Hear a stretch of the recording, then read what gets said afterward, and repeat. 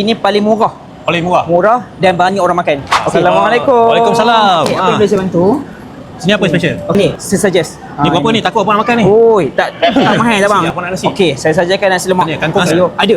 Kangkung ada. mesti ada. Itu orang Ipoh kalau tak dapat kangkung memang best. Kata ni kedai ni famous dengan steak betul? Betul Ada lagi. paling popular sekali. Ini paling murah. Paling murah. Murah dan banyak orang makan. Okey. Boleh hantar sekarang. Terima kasih. Oh, dah sampai dah. Rizal, Wahyu Tomaha. Wahyu Tomaha Okey, dah. Ini apa ni yang macam gold-gold colour ni? Ni gold flake. Wih, Lembut. lembut.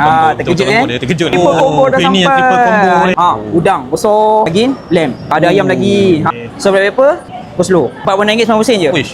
Murah. Ini Wih, lemak. ini beras special apa ni? Dia beras colour basmati. Kalau Ipoh kalau tak rasa ni tak aum. Tak aum, Lemak kita tak orang. aum, Macam Ipoh cakap tu. kalau sedap, cakap apa? Orang Ipoh cakap sedap.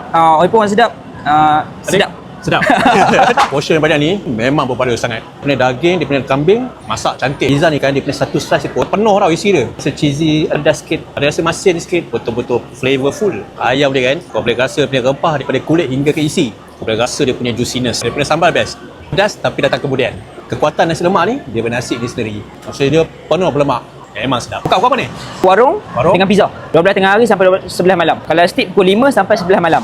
Rabu tutup. Kalau jemput orang KL ni rasa datang sini hari kot. Boleh KL datang Ipoh, lagi. dalam berapa jam je. 2 jam tak ada hal. Alhamdulillah.